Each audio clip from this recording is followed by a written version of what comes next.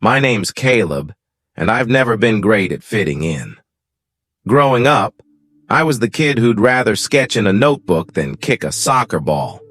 I thought college would change that, a fresh start to find my people. But a year and a half into Ashwood College, I'm still the guy eating alone in the dining hall, earbuds in, pretending I don't care. I live in Hawthorne Hall, this old brick dorm that looks like it's straight out of a ghost story. Its hallways smell like wood polish and dust, and the stained glass windows throw creepy shadows at night. My room, 312, is a double, but I've got it to myself now. My roommate Ryan moved out 2 months ago. He said his grandma was sick and he needed to be back in Boston. Ryan was always kind of off, waking up in cold sweats, muttering about nightmares. I figured he just needed a break, but being alone in a double room isn't as cool as it sounds. The silence gets heavy, and that second bed just sits there, empty, like it's waiting for someone who never comes. It was a Friday night in late October, around 1 a.m. The campus was quiet. Most people were at parties or gone for the weekend. I was trying to study for Psych 201, but the words weren't sticking. My water bottle was empty, so I grabbed my keys and headed to the dining hall downstairs to fill it up at the cooler. As I locked my door, I felt a weird chill. Normally, Hawthorne's buzzing at night. Someone's always grabbing a snack or laughing too loud on their phone. But tonight, it was dead silent. No footsteps, no voices, not even the night guard's usual patrol. Just the hum of the radiators. The dining hall was worse. The lights were off, except for one flickering fluorescent tube above the cooler. It buzzed like a dying bug, casting a pale glow over the empty tables. I shuffled in, my sneakers squeaking, and started filling my bottle. The cooler's hum was all I could hear, steady and lulling. Then, clang. A loud metallic crash came from the back of the hall, like a tray slamming onto the kitchen floor. I froze, water splashing my hand. My heart started racing.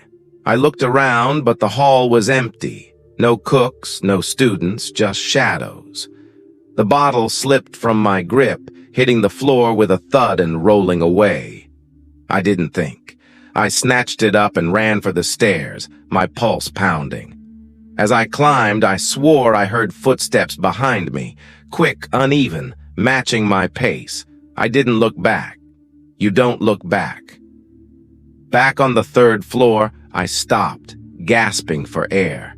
The hallway was dim, lit by a few wall sconces. At the far end, near the exit sign's red glow, I saw something. A figure, tall, thin, standing just out of the light.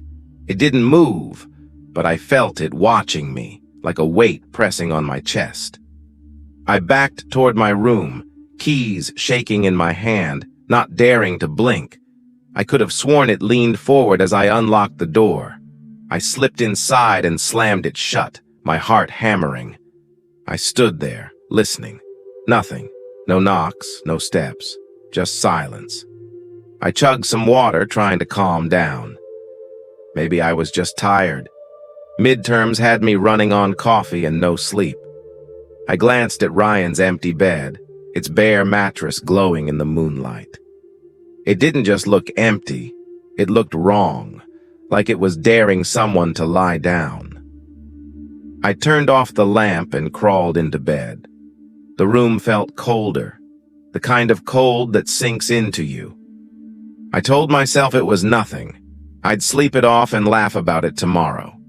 Around 2:33 a.m., I woke up to a noise that ripped me out of sleep. Bang, bang, bang. Someone was pounding on my door so hard it shook. A voice screamed, raw and terrified. "Please, let me in! Help me!" It didn't stop. It got faster, like they were clawing at the wood. "Open the door, please! I'm begging you!" I sat up, my heart in my throat. It sounded so real, like someone was running from something awful. I stumbled out of bed, my feet hitting the cold floor. Every horror movie I'd seen told me not to open it, but the voice, it was human. What if someone needed me? I cracked the door open. The hallway was empty. No one. The sconces flickered, but the hall was still, like nothing had happened. I stepped out looking both ways. No fading footsteps, no creaking doors. Just that heavy silence. I knocked on a few rooms, Lila's, Marcus's. No answer. They were either out cold or didn't care. I started to think I'd dreamed it, but that voice, "Help me," was too clear. Then I thought of Kent, the guy across the hall. We weren't friends. Kent was a senior, always grumpy, giving off "leave me alone" vibes. But his room was close, and I needed to know if he'd heard it. I knocked on his door, soft at first, then louder. It creaked open, and Kent stood there, eyes half shut, hair a mess. "What do you want?" he grumbled. Before I could speak, I saw something behind him. In the red glow of his nightlight, a guy sat on the floor, knees up, arms wrapped around them. He was pale, with dark circles under his eyes, and he was staring at me. Not blinking, just staring, with a faint, creepy smile, like he knew something I didn't. Old books were scattered around him, but he wasn't reading, just watching. "Was that you?" I asked Kent. "The banging, the yelling? Don't play dumb." Kent frowned. "I was asleep, man. I didn't hear anything. Go to bed." "What about him?" I pointed at the guy. "Your roommate's just sitting there staring like a weirdo. Is this a prank?" The guy tilted his head, his smile growing. My stomach twisted. Kent looked back, then at me, confused. "What are you talking about?" "Your roommate," I snapped. "Right there." "Caleb," Kent said, his voice sharp. "I don't have a roommate. I live alone. Now get out." He slammed the door. I stood there, my mind spinning. Kent lived alone? Then who was that? I stumbled back to my room, locking the door. The shadows felt sharper, the room smaller. I kept glancing at Ryan's bed, half expecting someone to be there. I tried to sleep, but every creak made me jump.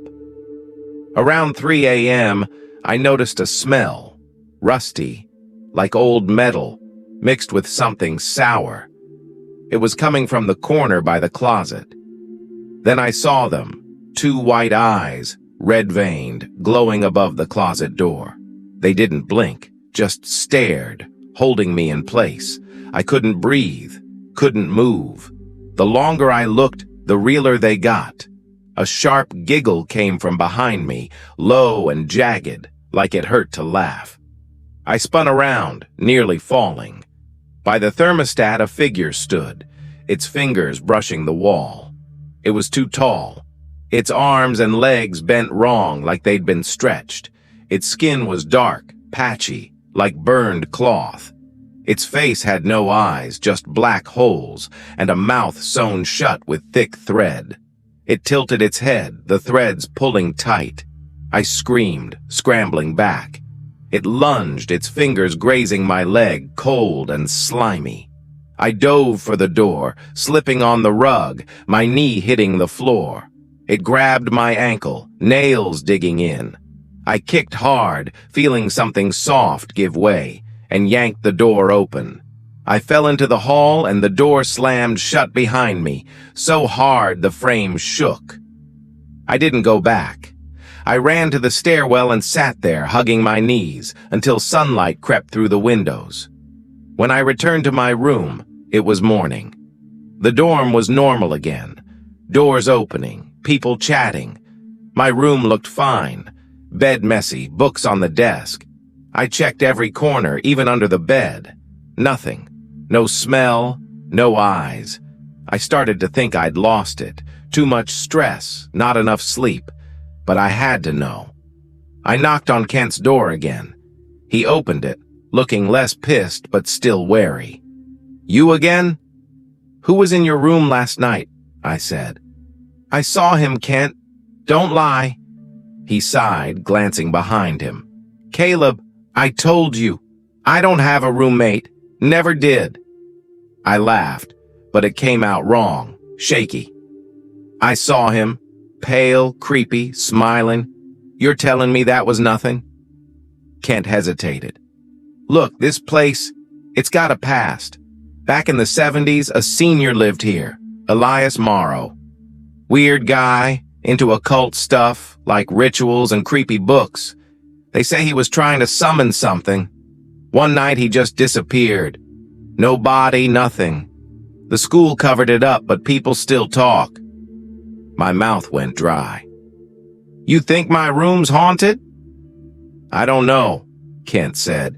"But I've heard things. Knocks, whispers. I thought it was the pipes, but after last night, I'm done. I'm moving to West Campus. There's a double open. You want in? I don't want to stay here alone." I didn't answer right away. Part of me wanted to run, but part of me needed answers. That night, I couldn't sleep. I kept the lights on, sitting against the wall. Around midnight, I saw something on my ankle where that thing grabbed me. A mark, 3 scratches and a jagged triangle. They weren't deep, but they burned when I touched them. I started digging online, looking up Elias Morrow. Old forums mentioned him, a loner obsessed with a book called The Veil's Threshold, some kind of guide to contacting spirits. One post said he'd drawn symbols in his room before he vanished. I checked my floor. Nothing, thankfully. Then I found a yearbook photo from 1973. It was grainy, but it showed a pale, thin guy with dark eyes standing outside Hawthorne Hall. The caption read, "Elias Morrow, class of '74. He looked exactly like the guy in Kent's room." I don't know what Elias did that night, or if he's still here, stuck in these walls.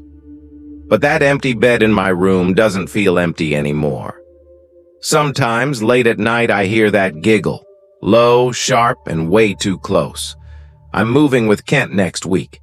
I hope a new room means a clean slate, but when I close my eyes, I still see those white eyes, and I'm starting to think some things don't let you go.